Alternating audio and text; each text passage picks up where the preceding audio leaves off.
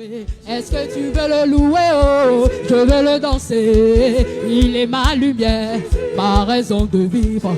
Il est ma lumière, ma raison de vivre. Jésus, oh. Est-ce que Jésus est ton Dieu ce matin? Pour la vie qu'il te donne, tu peux te lever un peu. Tu vas danser avec nous ce matin. On y va. Hey.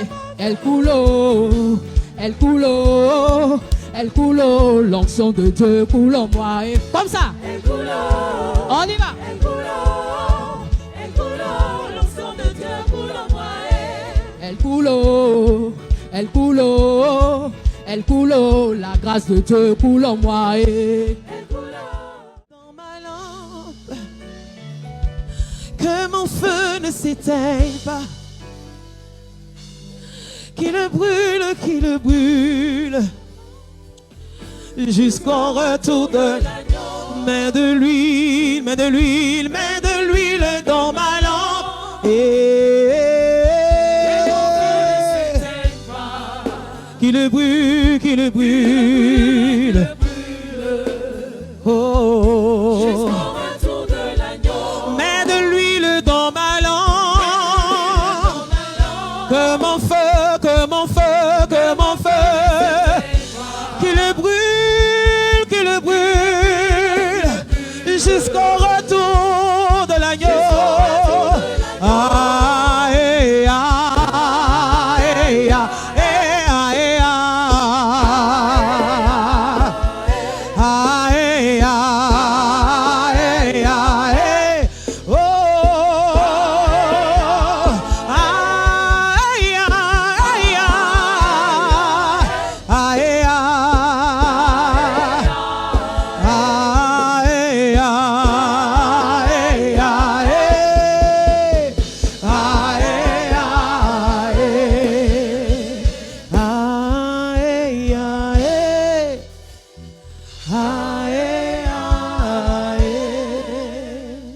Alléluia. Alléluia. Je pensais que quelqu'un allait se tenir debout, s'il vous plaît, et donner une offrande d'acclamation à Jésus de Nazareth. Est-ce que tu peux acclamer le roi des rois, le Seigneur des seigneurs, Jésus-Christ de Nazareth? Alléluia. Gloire à Jésus.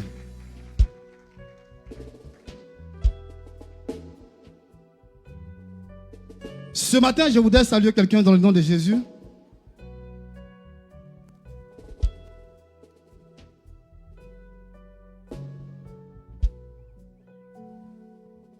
Dans le nom de Jésus, dis Amen bien. Assieds-toi maintenant dans la présence de ton Dieu et sur la tête de tes ennemis. Quelqu'un dit Amen fort. Alléluia. Je voudrais souhaiter la bienvenue à quelqu'un ce matin. Nous sommes à notre culte de louange et d'adoration et ce matin, je crois que Dieu fait du bien à son peuple. Si tu es d'accord, dis Amen bien et acclame le Seigneur Jésus. Gloire à Jésus. Alléluia. Je voudrais ce matin qu'on puisse prendre notre texte de base tiré du livre de Exode, chapitre 4, des versets 22 à 23. Exode 4, 22 à 23. Je fais la lecture. La Bible dit, tu diras à Pharaon, ainsi parle l'Éternel, Israël est mon fils. Dis mon fils, mon premier-né. Au verset 23, la Bible dit, je te dis, laisse aller mon fils pour qu'il me serve. Si tu refuses de le laisser aller, voici, je ferai périr ton fils, ton premier-né. Alléluia. Dis avec moi, 2026, année de service. 2026, année de récompense. Mais si on parle de récompense, cela suppose que le service est un service efficace. Parce qu'on ne récompense que les personnes qui ont produit un service qui est efficace. Pour ce faire, je voudrais que nous puissions repartir un peu plus en avant dans le livre de Matthieu, au chapitre 4. Matthieu 4, des versets 8 à 10.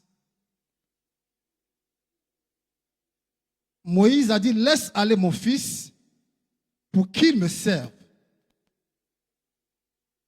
Dans le livre de Matthieu, au chapitre 4, à partir du verset 8, la Bible dit, le diable le transporta encore sur une montagne très élevée, lui montra tous les royaumes du monde et leur gloire, et lui dit, je te donnerai toutes ces choses si tu te prosternes et m'adores. Verset 10. Jésus lui dit, retire-toi Satan, car il est écrit, tu adoreras le Seigneur ton Dieu et tu le serviras lui seul. Dis Amen encore. Face à la proposition de l'ennemi, du diable, qui est celle de l'adorer afin qu'il puisse bénir le Seigneur Jésus, Jésus va lui opposer une pensée. Il lui dit, il faut d'abord adorer le Seigneur, ensuite le servir.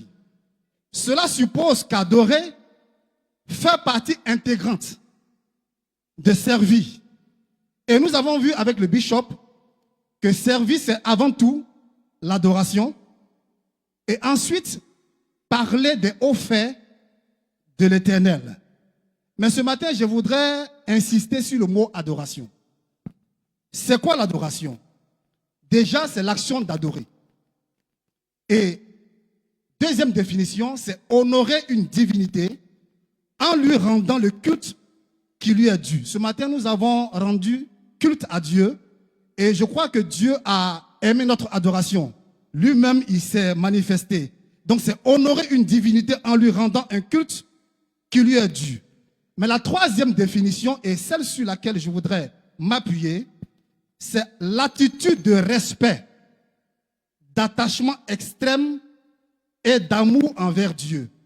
Là où la seconde définition se limite dans un espace bien défini, où nous sommes censés rendre un culte à une divinité, la troisième définition, elle ne se limite pas à un espace, mais c'est un style ou un mode de vie. Quand nous disons attitude de respect, attachement extrême et d'amour envers Dieu, nous sommes en train de dire que dans notre vie de tous les jours, nous devons adorer le Seigneur. Quelqu'un dit Amen. Donc l'adoration est quelque chose que nous faisons, nous chrétiens, chaque jour que nous marchons, chaque jour que nous vivons, peu importe les endroits où nous sommes. Alléluia. Mais quand nous allons plus loin, dans le même passage de chapitre 4, au verset 17, la Bible nous enseigne que Jésus va commencer son service. L'histoire que je suis en train de situer se passe dans le désert. Au verset 17, Jésus commence son service.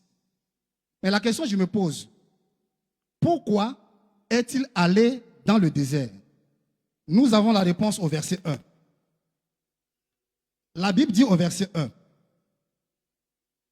Alors Jésus fut amené par l'Esprit dans le désert pour être tenté par le diable. Jésus fut amené par l'Esprit dans le désert pour être tenté par le diable. En grec, le même mot signifie tentation et puis épreuve. Donc le même mot grec signifie tentation et épreuve.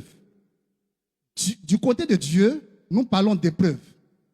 Du côté de l'ennemi, nous parlons de tentation. Donc ce que je peux comprendre ici, c'est que Dieu, voulant mettre à l'épreuve Jésus, le conduit dans le désert pour qu'il soit tenté par le diable. Dieu voulant donc que Jésus ait un service efficace, nous parlons de servir, ait un service efficace, l'éprouve en le présentant à son ennemi pour que son ennemi le tente, pour que son ennemi le teste. Dis à quelqu'un s'il te plaît, Dieu utilise des personnes éprouvées. Dis à quelqu'un d'autre, Dieu utilise des personnes éprouvées. Mais pourquoi le fait-il? Dieu veut s'assurer simplement que notre adoration soit vraie. Peu importe les temps et les circonstances, peu importe ce que nous traversons, Dieu veut que nous puissions le servir en étant de véritables adorateurs. Quelqu'un dit Amen bien. Alléluia. En fait, parlons des services. Ce que nous devons comprendre, c'est qu'après l'appel au salut, chacun de nous a plus ou moins un jour donné sa vie à Jésus. Seigneur, je t'accepte comme mon sauveur. Après cet appel-là, l'appel au salut, et juste avant l'appel au service, il y a ce qu'on appelle l'appel à la sanctification, mais qui s'apparente à l'appel à l'adoration. En fait, c'est quoi l'appel à la sanctification? La sanctification, c'est se mettre à part pour Dieu, se consacrer à Dieu, s'attacher véritablement à Dieu. En vérité, c'est dans cet appel à la sanctification et donc à l'adoration que Dieu travaille en nous notre caractère d'adorateur. Quelqu'un dit Amen. Je voudrais donc, maintenant que j'ai expliqué un peu le caractère d'adorateur, que nous puissions revenir à Exode 4. Verset 22. Communication, s'il te plaît.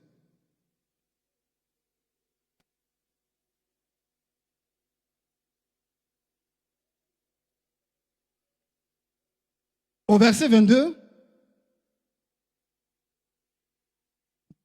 Dieu dit, tu diras à Pharaon, ainsi parle l'Éternel, Israël est mon fils,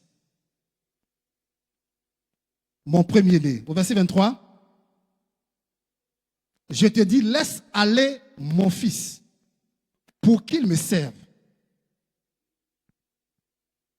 Quand Dieu parle à Moïse et il dit, va dire à Pharaon de laisser aller mon fils, quel est le statut de ce fils-là? Le fils en question est esclave.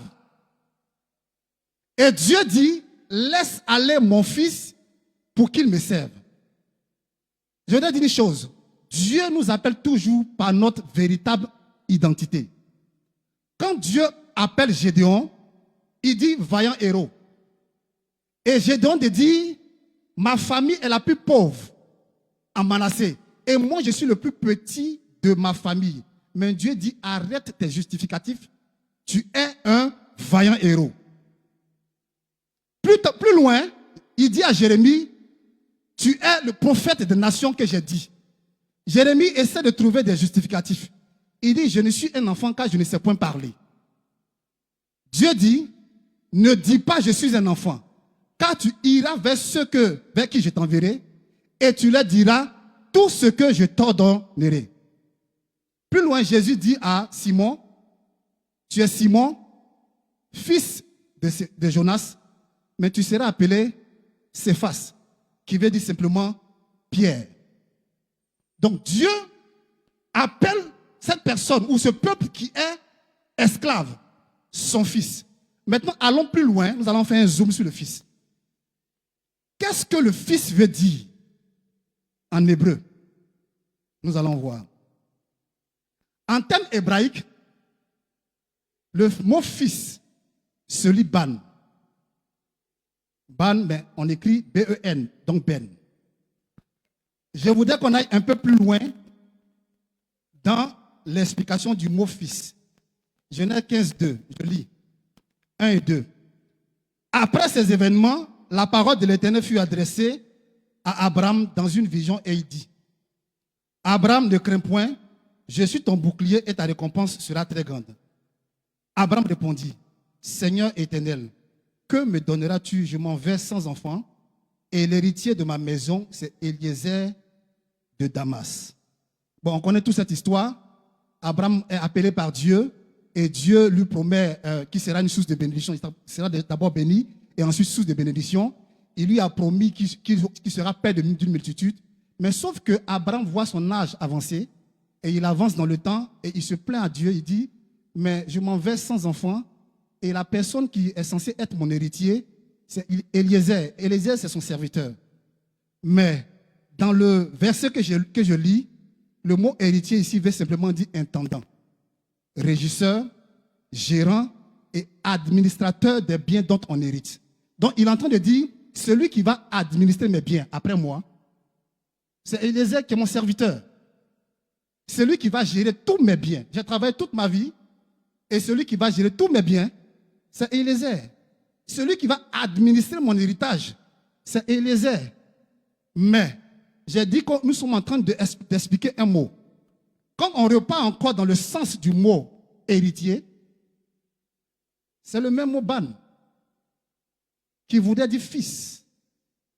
Donc, fils égale à héritier. Et en Israël, c'est le fils qui hérite et non la fille. Si vous montrez bien. En Israël, ce sont les hommes qui héritent, ce sont les fils qui héritent et non les filles. Pourquoi? Pour des raisons essentielles. La première raison, c'est que c'est le fils qui porte le nom du père. Donc, si le père s'appelle Conan, naturellement le fils s'appellera Conan.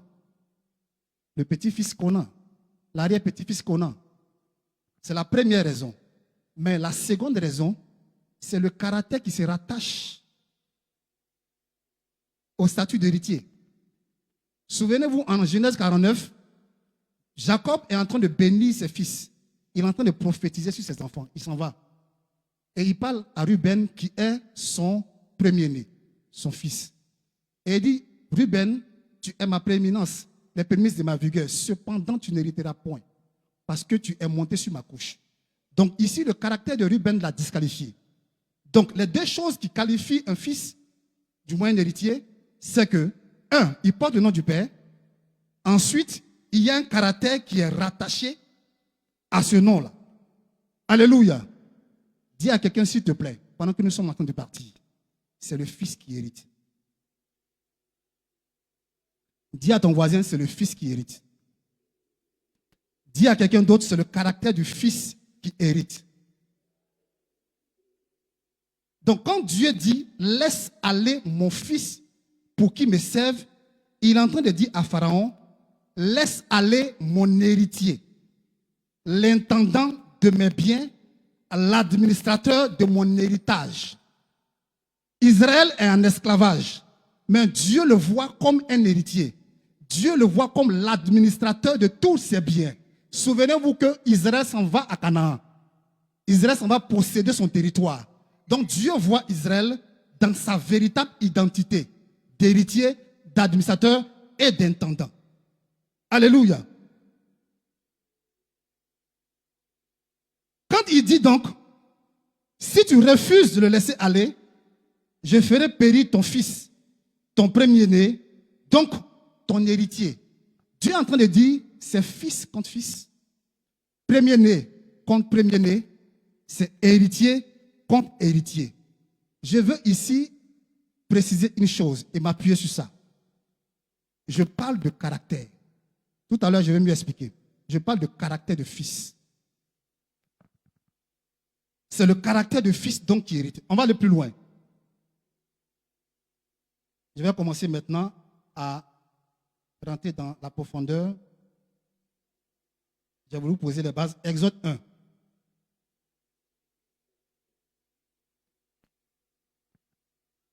Exode 1. Je fais la lecture. Joseph mourut ainsi que tous ses frères et toutes ces générations-là. Les enfants d'Israël furent féconds, multiplièrent et s'accrurent et devinrent de plus en plus puissants. Et le pays en fut rempli. Il se leva sur l'Égypte un nouveau roi qui n'avait point connu Joseph. Il dit à son peuple, voici les enfants d'Israël qui forment un peuple plus nombreux et plus puissant que nous. Allons, montons-nous habiles à son égard, empêchant qu'il ne s'accroisse et qu'il ne survienne une guerre, qu'il ne se joigne à nos ennemis pour nous combattre et sortir ensuite du pays. Et l'on établit sur lui des chefs de corvée afin de l'accabler de travaux pénibles.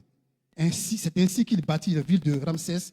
Au verset 12, mais plus on accablait le peuple, plus il multipliait.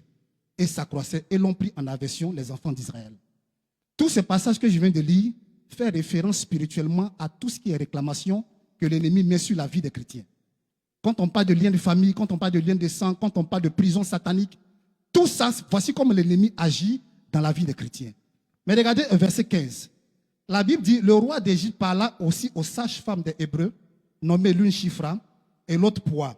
Et il leur dit, quand vous accoucherez les femmes des Hébreux et que vous verrez sur les sièges, si c'est un garçon, faites-le mourir, et si c'est une femme, laissez-la vivre.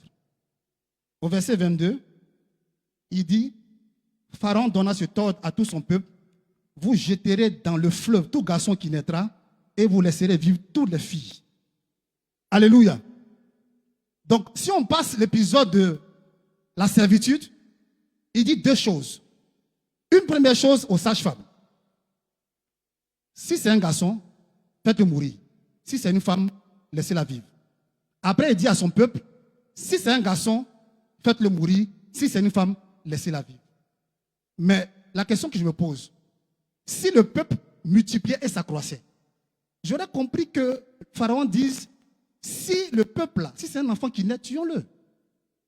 Mais quand il dit, si c'est une femme, laissez-la vivre, il est en train de dire que ce peuple-là, il veut qu'il y ait beaucoup plus de femmes que d'hommes. Si on pousse loin, il y aura beaucoup plus de femmes dans ce peuple que d'hommes. Et ce n'est même pas sûr que dans le temps, ils puissent sortir d'Égypte et même posséder Canaan. Alléluia. Mais quand on va un peu plus loin, le mot garçon ici, c'est le même mot ban, qui est héritier et fils. Donc, Pharaon est en train de dire simplement, si c'est un garçon, si c'est un fils, si c'est un héritier, tuez-le. Mais si c'est quelqu'un qui n'a pas droit à l'héritage, laissez-le vivre. C'est là que je voudrais appeler le peuple de Dieu à la vigilance. Nous parlons de servir. Nous avons dit que l'année 2026 est une année de service, est une année de récompense. C'est vrai que nous avons dit que Dieu nous a délivrés de tout et nous permettra de servir. Mais il y a deux choses que l'ennemi fait dans la vie des chrétiens. Après qu'on soit sorti des prisons spirituelles, des liens de sang et toutes choses, il y a ce qu'on appelle la mentalité. Si on prend le peuple de Dieu dans son entièreté, en Exode 4, bien que le peuple soit constitué d'hommes et de femmes, il appelle ce peuple-là mon fils. En Exode 1, c'est le même peuple. Sauf que dans ce peuple-là, il dit tuez les hommes, tuez les garçons, tuez les héritiers et laissez vivre les femmes. En chacun de nous, il y a deux caractères. Il y a le caractère d'héritier et l'autre caractère qui n'hérite pas. Le diable en veut à notre caractère d'héritier. Le diable en veut à notre caractère de fils. Le diable en veut donc à notre caractère qui nous donne de pouvoir produire un service efficace. Si nous voulons avoir une récompense en cette année, il faut qu'on fasse attention donc à cette ruse du diable. Et quand ici il parle de son peuple qui est censé tuer les hommes, il entend te parler du système du monde. Je vais dire à quelqu'un, pendant que nous commençons cette année, faisons attention, soyons vigilants sur les œuvres du monde. Mais quand il parle de sage-femme, de quoi est-ce qu'il parle? Je passe sous le contrôle de Mme Nyamesou. Une sage-femme, elle a trois, on va dire, fonctions essentielles. Première, le suivi de la grossesse. Deuxième, l'accouchement. Et troisième, le suivi post-natal. Voici les trois raisons. Mais si on élève cela au niveau spirituel, les sages-femmes sont présentées donc comme des serviteurs de Dieu. Le diable donc est en train de dire de manière voilée que les hommes de Dieu s'arrangent à déconstruire le caractère d'héritier et donc des personnes qui peuvent produire un service efficace dans le peuple de Dieu. Tout homme de Dieu qui ne fait pas un disciple-là et qui fait de telle sorte que les chrétiens dépendent de lui, au lieu de dépendre de Christ, il est en train d'obéir de manière voilée à l'instruction du diable. C'est pourquoi je vais attirer l'attention de quelqu'un ce matin. Pendant que nous sommes en train de commencer cette année, je vais dire à quelqu'un, nos pères, nos parents spirituels ont mis en place un système de disciple-là. Un système qui puisse nous permettre de pouvoir être des fils, des héritiers, des personnes qui puissent avoir un service efficace et efficient. Pour qu'en fin d'année, nous puissions avoir nos récompenses. Et pour cela, nous avons commencé par l'évaluation du parcours spirituel, où chacun de nous a rempli une fiche. Au travers de ces fiches, nous avons mis certaines personnes dans la catégorie viens et vois, d'autres sur moi, ensuite reste avec moi. Après cela, le bishop a mis en place plusieurs structures, notamment l'école du dimanche pour adultes. Ces choses-là pour mettre en nous les rudiments de la parole de Dieu, pour reconstruire ce qui avait été déconstruit dans le temps. Et il y a aussi ce qu'on a appelé les groupes d'intimité. Je vais attirer l'attention de quelqu'un. Il y a des personnes qui ne se sentent pas concernées par les groupes d'intimité. Nous faisons des prières en ligne, c'est vrai, ils n'ont jamais le temps. Je vais dire à quelqu'un, fais un effort pour que tu puisses avoir le temps de participer à ces réunions en ligne. Même si actuellement c'est en ligne, mais participe. Pourquoi? Parce que là, on s'assure de construire en toi le caractère d'héritier. Je suis en train de dire à quelqu'un que l'année commence maintenant. Et nous, quand on parle aux chrétiens, quand il est question de briser, de détruire, de chasser, nous sommes puissants. Mais le diable nous attend quelque part, au niveau du caractère. Chacun de nous fera face à certains types de défis. Si ton caractère n'est pas affermi, si tu n'as pas la parole de Dieu plantée en toi, quand Jésus parlait, il citait verset contre verset, parole contre parole. Si donc toi, tu te limites à briser, chasser, crier, tu seras défait en fin d'année. Alléluia. Beaucoup de personnes se laissent avoir abusées par les ruses de l'ennemi. La majeure partie des chrétiens, quand on parle de combat spirituel, ils voient le côté où on brise, où on chasse, où on crie, où on déconnecte. Non, ce n'est pas ça seulement le combat spirituel. C'est une des raisons du combat spirituel. Mais l'autre raison du combat spirituel, c'est de faire attention aux pasteurs Facebook.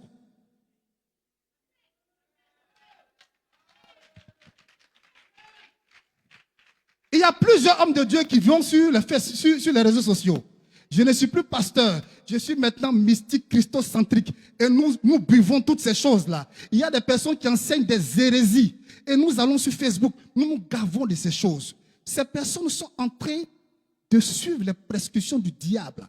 Comme ces sages-femmes qui est de tuer le caractère de Ban en toi et d'activer le caractère de Bat, qui est femme, en toi. Ils veulent détruire tout ce qui est caractère d'héritage, d'héritier en nous, afin que nous soyons des chrétiens déséquilibrés. Alléluia. Bien-aimés, j'ai voulu être un peu long au départ, mais voici la substance de mon message. Je suis donc en train de dire à quelqu'un, les deux choses qui sont les plus dangereuses dans le monde de l'esprit, c'est le monde avec son système d'amitié. Ça fait quoi si tu fais ça? Dieu ne va pas se fâcher. Aussi avec les réseaux sociaux, avec tout ce qu'on voit à la télé. Il y a aussi avec les amitiés bizarres. Mais, j'insiste sur le mais, il y a aussi ces hommes dits de Dieu qui sont en fait au service de l'ennemi. Donc cette année, je voudrais attirer l'attention de quelqu'un. Veille sur toi-même. Dieu a appelé son peuple qui était esclave. Il dit, laisse aller mon fils. Peu importe le défi dans lequel tu te trouves, tu es appelé fils de Dieu.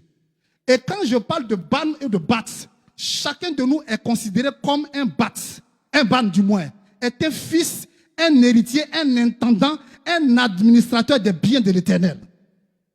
Alléluia. Et Dieu veut pouvoir compter sur nous, comme il a pu compter sur Jésus.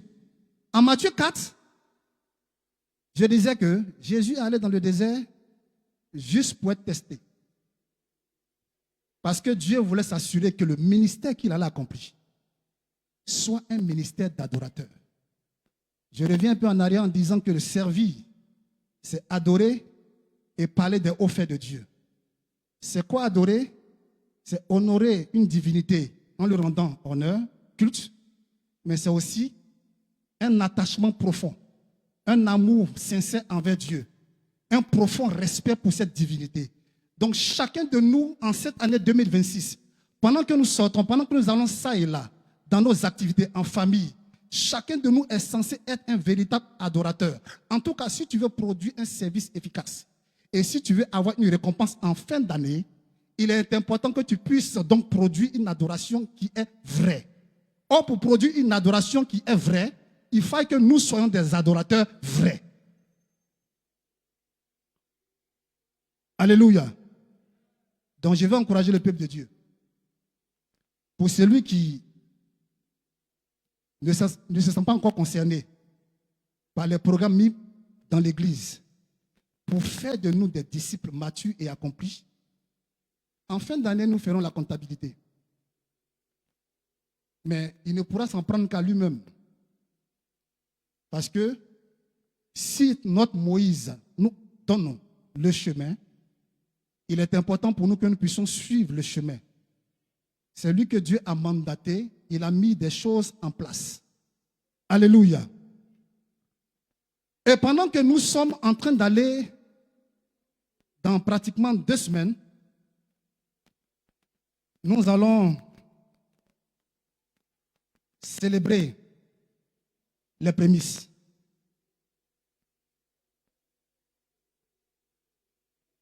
Je voudrais m'appuyer sur le même verset. Au verset 23, Moïse, de la part de Dieu, dit, « Je te dis, laisse aller mon fils pour qu'il me serve. » La partie qui m'intéresse, il dit, si tu refuses de le laisser aller, voici, je ferai périr ton fils, ton premier-né. Quand je lis ce verset me montre à quel point le Fils de Dieu est important à ses yeux. Il est prêt donc à tuer le fils, le premier-né, et donc l'héritier du trône de Pharaon, juste pour que son fils soit relâché.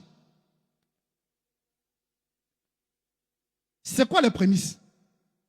Les prémices, simplement, dans les semaines à venir, nous allons le voir dans les détails, mais retenez simplement que les prémices, ce sont les premiers fruits de la terre. Les premiers produits de nos activités. Mais j'ai envie de dire, c'est le premier-né, soit des hommes, soit du bétail, mais qui est offert à Dieu ou dédié à Dieu. Dans le temps, Dieu s'est, j'ai envie de dire, adjugé le droit d'avoir tout ce qui est premier à lui.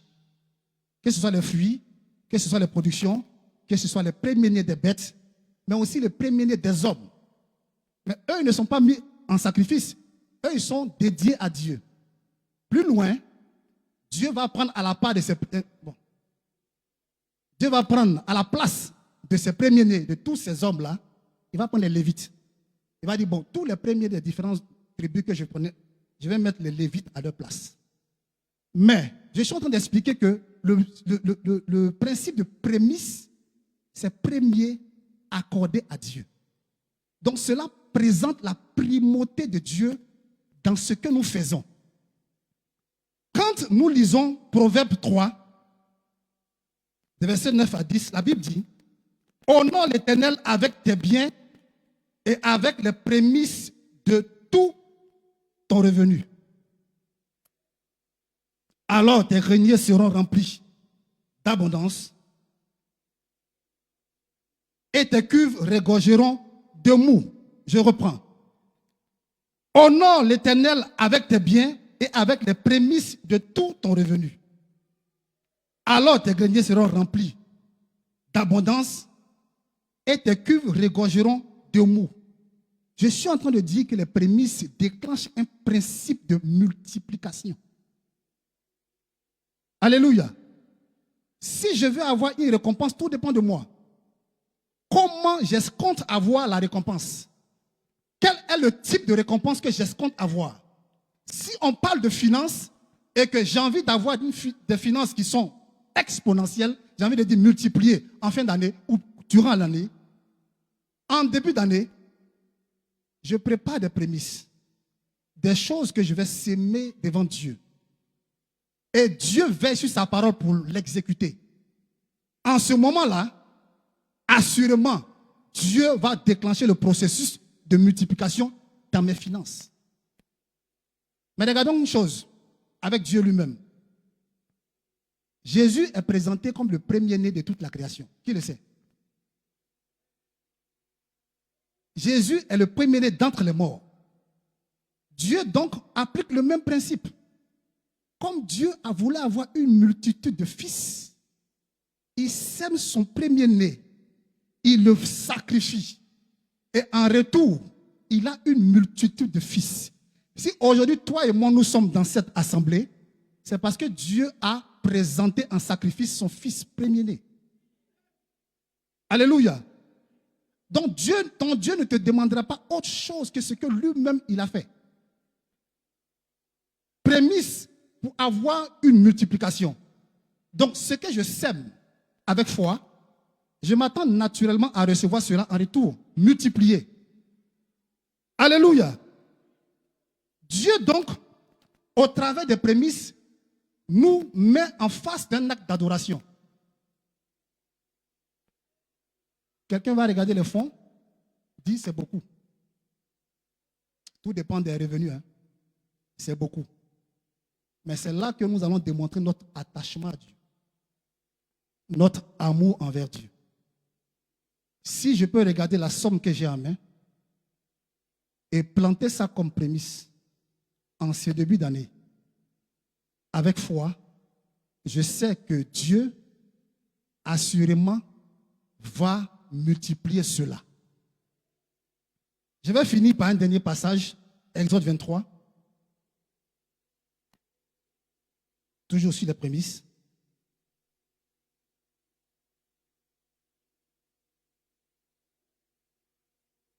À partir du verset 19. 19, 20. Tu apporteras à la maison de l'Éternel ton Dieu les prémices des premiers fruits de la terre. Tu ne feras point cuire un chevreau dans le lait de sa mère. Au verset 20, la Bible dit, voici, j'envoie un ange devant toi pour te protéger en chemin et pour te faire arriver au lieu que j'ai préparé. Au verset 27, la Bible dit, j'enverrai ma terreur devant toi. Je mettrai en déroute tous les peuples chez lesquels tu arriveras.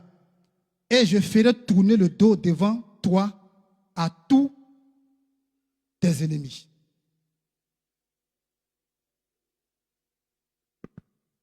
Si les prémices se payent en début d'année, Dieu dit, je ferai deux choses pour toi. Si nous considérons une année comme un voyage, nous sommes en février et nous voyageons jusqu'en décembre.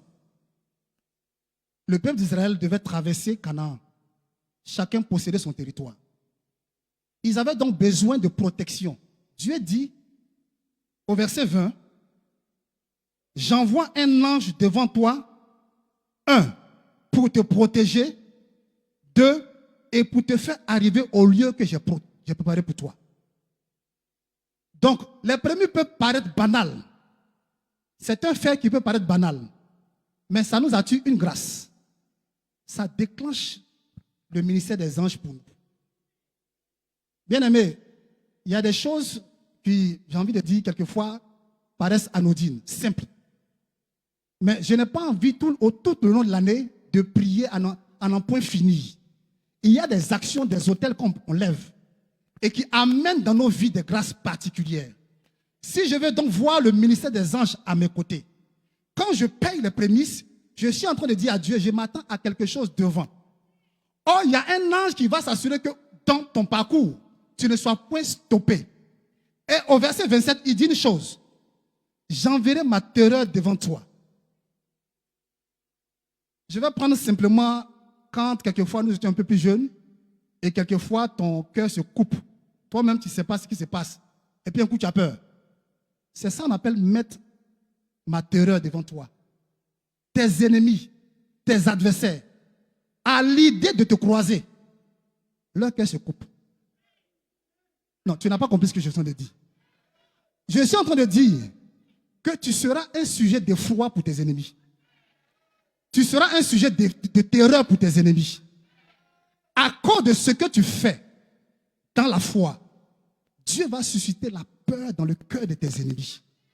Parce que j'ai envie de dire, tu ne seras plus un homme simple, mais tu seras un homme surnaturel. Que Dieu te bénisse.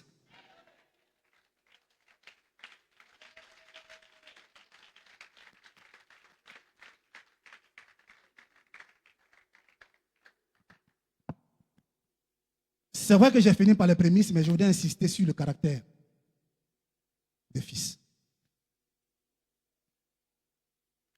Quand David du moins était sur le point de mourir, Salomon était un jeune homme. Il va appeler Salomon et il va lui dire deux choses. Cela peut se vérifier dans 1 Roi 2,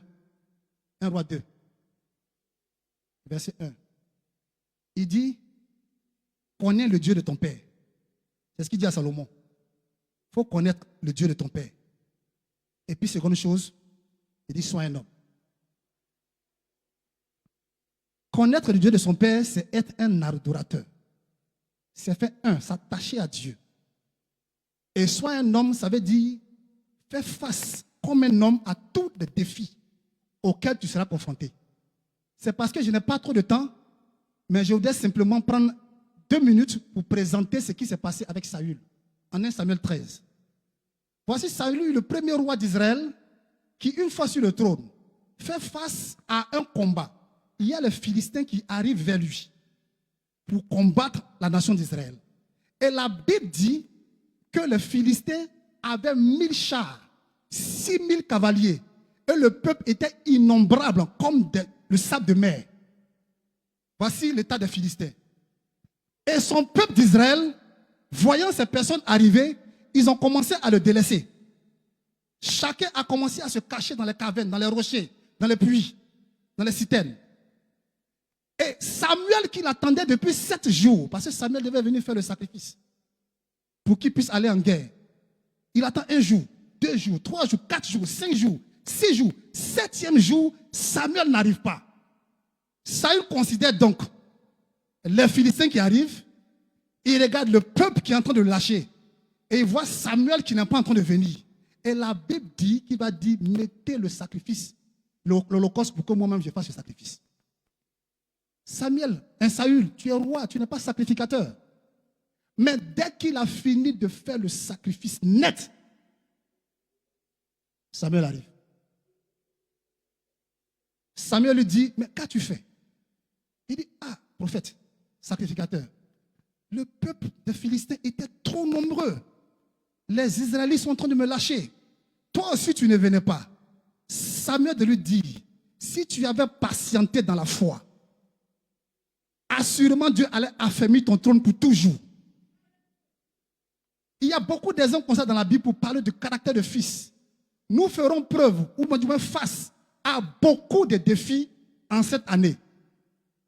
L'église, là, ce n'est pas ici. Ici, là, c'est entraînement. Quand on sort, là, c'est là que l'église commence. C'est là l'adorateur démontre son caractère d'adorateur. Il y a des pressions qui arrivent de gauche, à droite, devant, derrière. Quand tu regardes, si tu ne t'es pas appuyé sur Dieu, tu vas baisser les bras.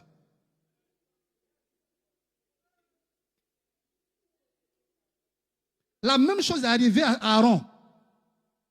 Moïse monte sur la montagne, il va faire 40 jours de jeûne. Josué est quelque part là-bas aussi.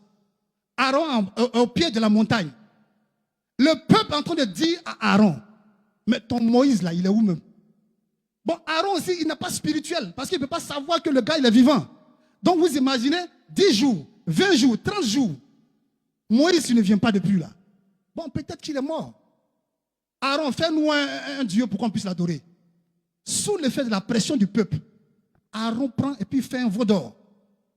Et il adore ce veau. Quand il finit, Moïse descend et dit, qu'as-tu fait?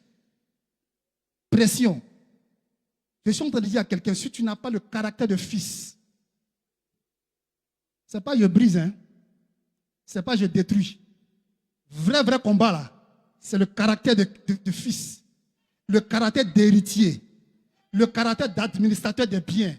Dieu cherche quelqu'un sur qui il va compter. afin que peu importe ce qui va arriver, que ce soit au travail, que ce soit dans ton ministère, que ce soit en famille, que ce soit dans ton mariage, peu importe ce qui va arriver, que tu puisses être stable.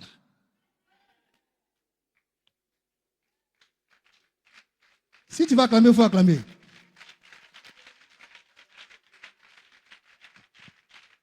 Il y a tellement d'exemples. Trop d'exemples dans la Bible. Voici aussi un autre caractère, pendant que j'ai 4 minutes devant moi. La Bible dit en Luc 10 que Jésus va envoyer ses disciples, 70, 2 à 2, aller prêcher l'évangile. Et il leur donne le pouvoir pour chasser les démons, pour guérir les malades. Et ils reviennent faire leur rapport auprès de Dieu et de Jésus. Il dit, oh Seigneur, on a chassé les démons, on a guéri les malades. Jésus dit, je voyais Satan tomber du ciel comme un éclair. Et puis il a dit, toutefois, ne vous réjouissez pas que les démons vous soient soumis, mais réjouissez-vous plutôt que vos noms soient écrits dans le royaume des cieux.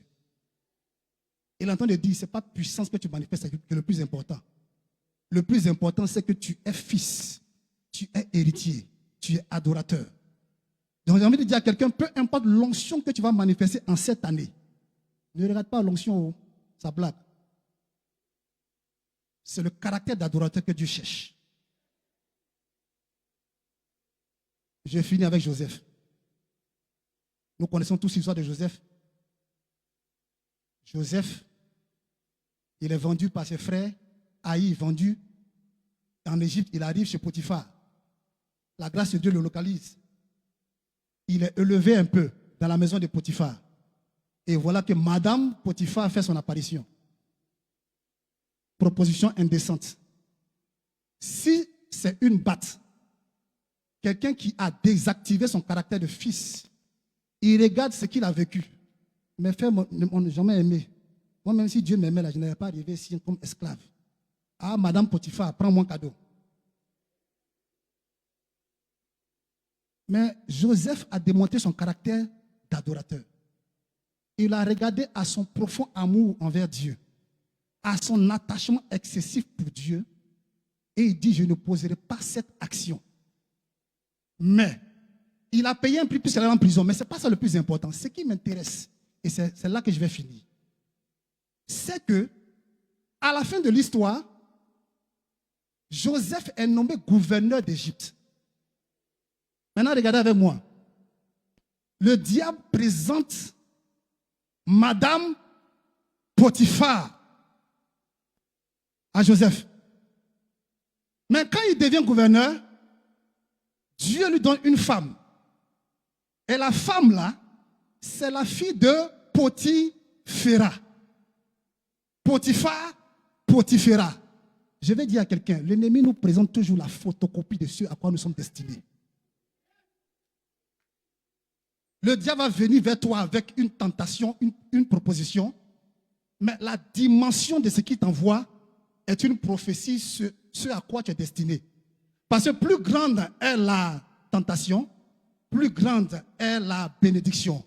Plus excellente est la tentation, plus excellente est la bénédiction. Madame Potiphar était un officier de Pharaon, le chef des gardes, dont vous imaginez son épouse, est une femme de distinction. Mais demain, il épouse la fille de Potiphera, qui est le père spirituel de Pharaon. Lui-même, il est gouverneur et il épouse la fille d'un notable, ou du moins du père spirituel de Pharaon. Que Dieu bénisse son peuple. Est-ce que tu peux acclamer le Seigneur?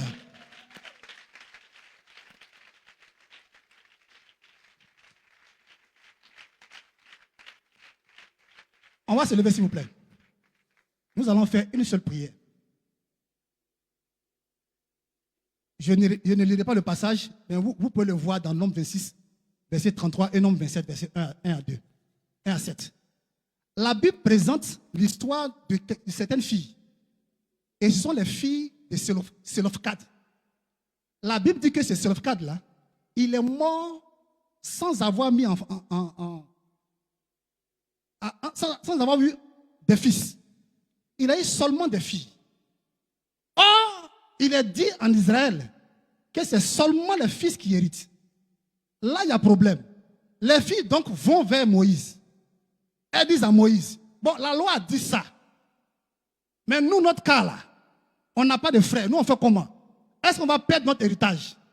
Moïse a vu, c'est un cas auquel il n'a jamais été confronté. Jurisprudence. Il prend le cas, il va présenter ça à Dieu. Et Dieu qui dit, ces filles-là ont raison.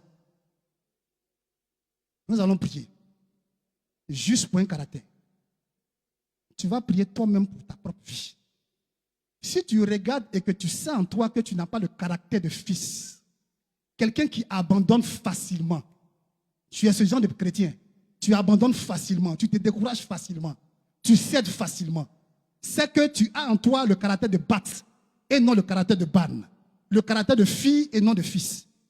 Tu vas lever la voix et tu vas prier. Tu vas dire avec moi, Seigneur, Seigneur, ce matin, pendant que je suis dans ta maison, je prie parce que je veux avoir un service efficace en cette année.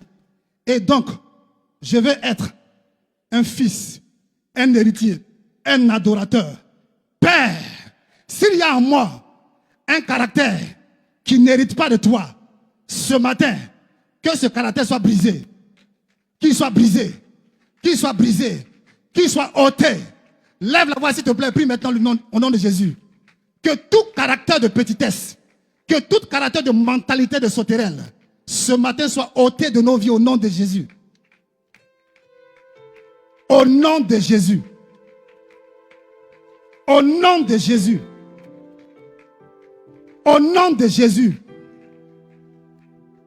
Que tout caractère qui fait qu'on abandonne facilement, qu'on fléchit genoux devant le diable, qu'on perd patience, qu'on aime la puissance plus que Dieu, qu'on aime l'autorité plus que Dieu, qu'on est cupide, que tous ces caractères ce matin soient désactivés dans nos vies. Dans le nom de Jésus. Dans le nom de Jésus. Dans le nom de Jésus. Dans le nom de Jésus. Maintenant, s'il te plaît, lève la main avec moi. Dis, Seigneur, Seigneur, ce matin, active dans ma vie le caractère de fils. Active dans mon cœur le caractère d'héritier. Active dans mon cœur le caractère d'adoration. Au nom de Jésus. On y va. Hey. El culo, el culo, el culo, l'onction de Dieu coule en moi. Et comme ça. El culo, On y va. el culo, l'onction de Dieu coule en moi. El culo, el culo, el culo, la grâce de Dieu coule en moi. Et